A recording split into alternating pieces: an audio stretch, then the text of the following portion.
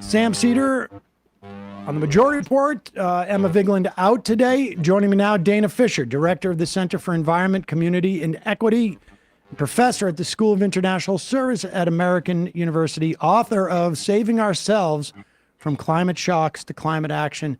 Dana, welcome to the program. Thanks so much for having me, Sam. Let's start with, I guess, just the broad strokes here. Sorry, I just lost my notes. You say that we need something called an anthro shift. Before we get to that, like, where are we in terms of assessing how well the fighting climate change movement has been up to this point? Well, I mean, let's start first with just thinking about how our society is handling the threat of the climate crisis. And so far, we're doing a pretty terrible job.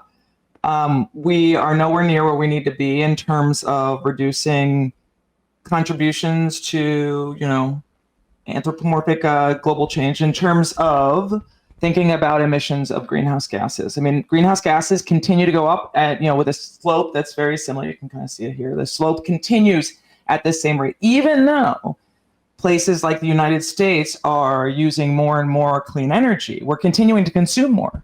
So we're continuing to emit as much, if not, the same rate of greenhouse gases as before. And that is the problem, because as long as those concentrations continue to go up, the world is going to continue to warm. And we are right now facing multiple risks simultaneously, right? We've got the Park Fire here in the United States. Out west, we've got, I believe, a hurricane just made landfall over in Florida, just like an hour ago or something. So that's the second hurricane to hit the United States so far this year, and it is August 5th. And we're sitting in a heat dome. So here in Washington, D.C., it's going to be just about 100 degrees for I don't know how many days we've had so far. So we're experiencing lots of the effects of the climate crisis, and we're just not doing what we need to do. When we say we, or when you say we, are we talking about we as in the United States, or are we talking we as a species? Is there a differential there? Does one follow the other? What's the relationship between those things? Well, so when I say we, I mean we as society broadly defined. However, the climate crisis is caused by those who burn fossil fuels, and those who have higher emissions tend to be those that are wealthier, right? So it is the advanced industrialized nations that have contributed the most to the climate crisis. In fact, we, the United States, has contributed the most absolutely to overall historical emissions. So when I say we, the whole world needs to deal with this, not just like individuals. And when I say we, I certainly do not mean individuals, although a lot of fossil fuel companies have tried to redirect attention away from we as the general society to we as in you and me, and we need to change our power and change our eating and change our driving. It's actually a systemic issue, and the only way to address it is systemically. While that's happening, and it's happening too slowly, what we're seeing is developing countries that are small island nations, are suffering much more of the risk and much more of the effect of the climate crisis. I mean, some countries are actually literally going underwater right now. People are having to evacuate, and they're experiencing the worst of the climate crisis so far. So I do mean we broadly, not just we as a country, but at the same time, some are contributing more than others. And we need to recognize that this is not an equal crisis. Was there, and I want to get to more towards the solutions, but just, did the movement to fight climate change start on the wrong foot? I mean, because when you say we as individuals can't do this by, we need a policy response. I remember 20 some odd years ago seeing a movie called The Real Inconvenient Truth and I think he was a Green candidate or had been involved in New York Green, which was a response to Al Gore's movie, which is credited, I think, with widely making people aware of climate change, that Gore was talking about, turn off your light bulbs or whatever it was in terms of a reaction, like what we can do as individuals. And that the real inconvenient truth was that we need a more systemic approach. But by that point, I think that movie came out 4 or 5 years later. What's your sense of that?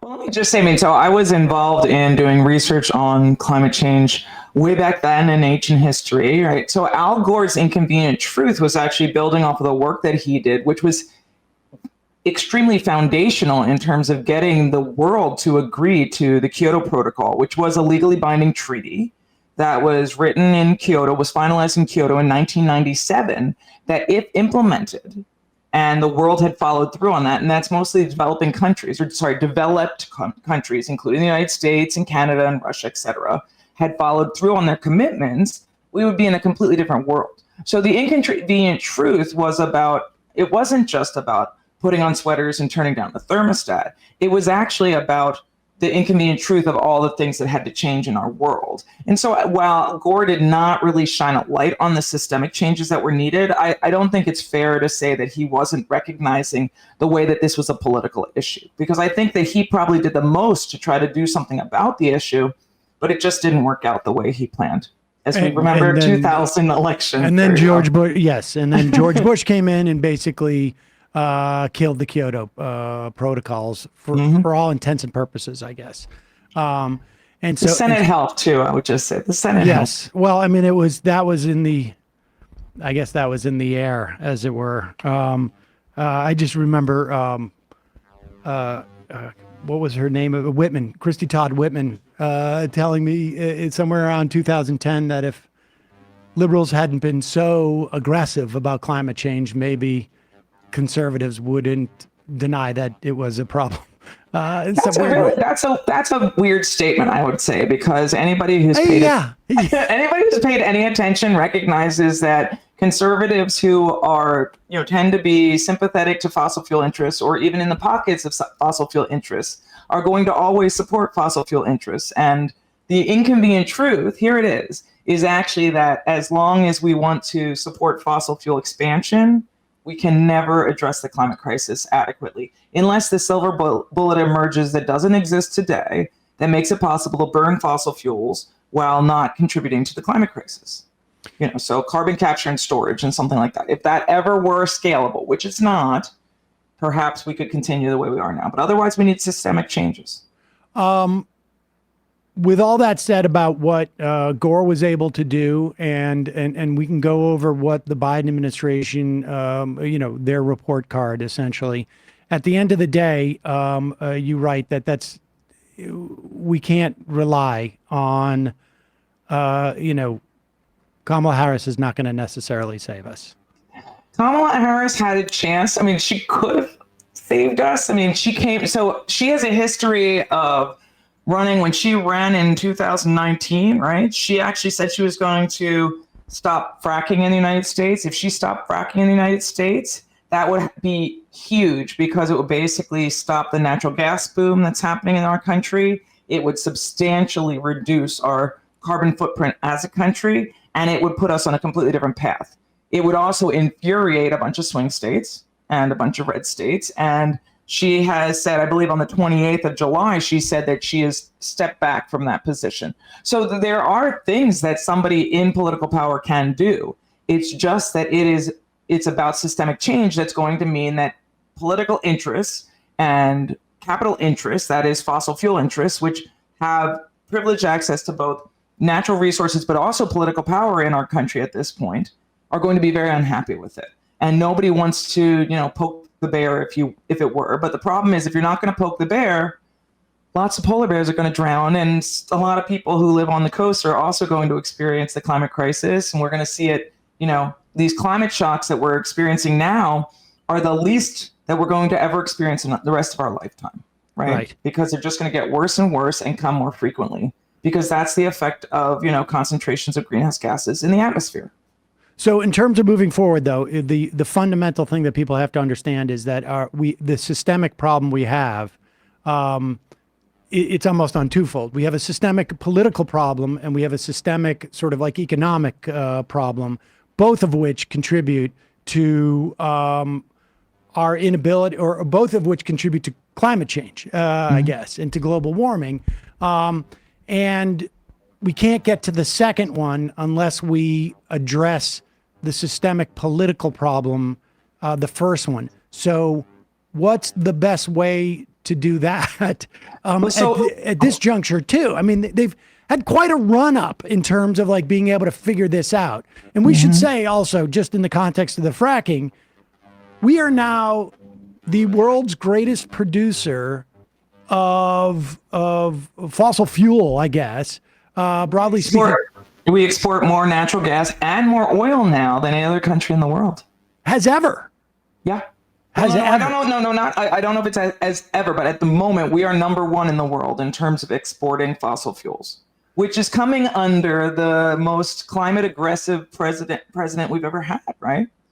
All right. Well, let's talk. I mean, just let's do that just so that we can get that, on the table as well. Biden's record. There's some things that he's done that have been really good. Some things not so great. Give us the sort of the top of the good and the bad.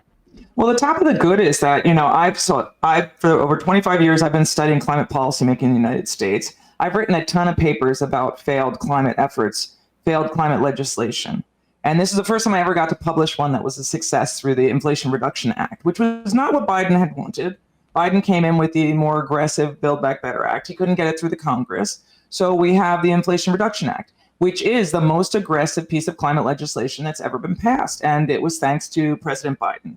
And President Biden, beyond that, has invested widely in a clean energy transition.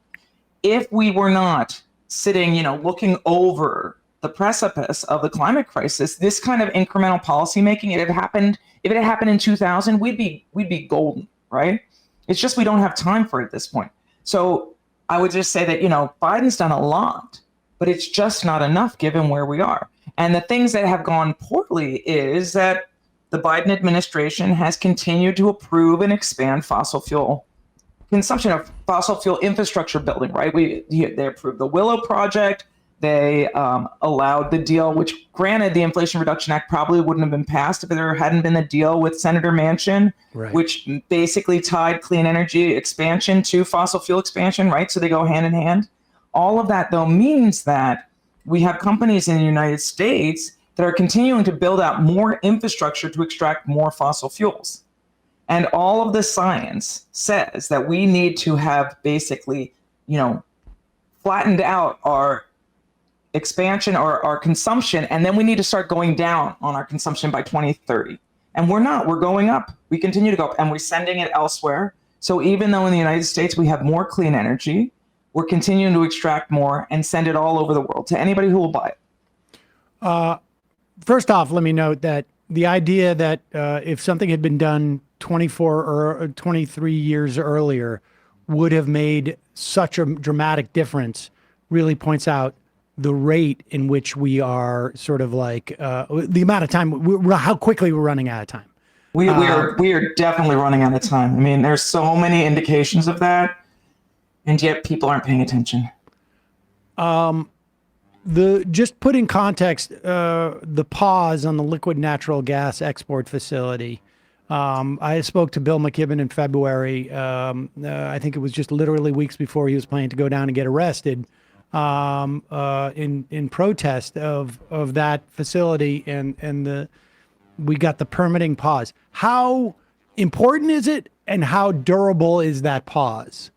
Well, I mean, first of all, the Secretary of Energy said very, very explicitly in her speeches that it was a temporary pause. So everybody who, screamed from the rooftops that the climate movement won, I think they're fooling themselves. It was a pause. It was a political maneuver. Unfortunately, it's pausing building out additional fossil fuel infrastructure, but there's already infrastructure in place that is being built and expanding our capacity now. So, as we're number one in terms of fossil fuel exporting in the world, we're the number one in natural gas, extraction.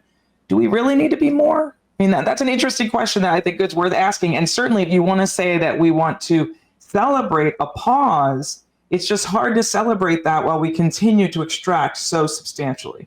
And export it all over. I mean, my understanding of the positive of it is that it inhibits investment it makes the investment in this technology, if you will, more risky. And that on some level, the idea. I mean, even like I think it was Andreas Malm we had on a couple of years ago was like, you blow up a pipeline and eventually investors start going like, this may not be the best place for me to invest my money. And other investments begin to sort of be able to compete with that. Sure, if the pause lasts long enough. But remember, this is a pause. We're not talking about stopping, not canceling a project. Right. Nothing was canceled. In fact, I think that on Biden's watch, more public lands have opened up to fossil fuel extraction than during the Trump administration, which is, I think, a notable thing. And that would go in the negative, category in terms of, climate losses, which is why basically in the end, and goes back to the question you asked me originally, I say that because of where we are politically, where we are economically, the only way that we can realistically imagine that we can save ourselves is through civil society and through a climate movement that, pushes against power in a way that we haven't seen before. Hey, folks, don't forget to hit the subscribe button and check out our daily show. We do it every day at 12 p.m. Eastern for about 2.5 hours. We even take phone calls. You should check that out.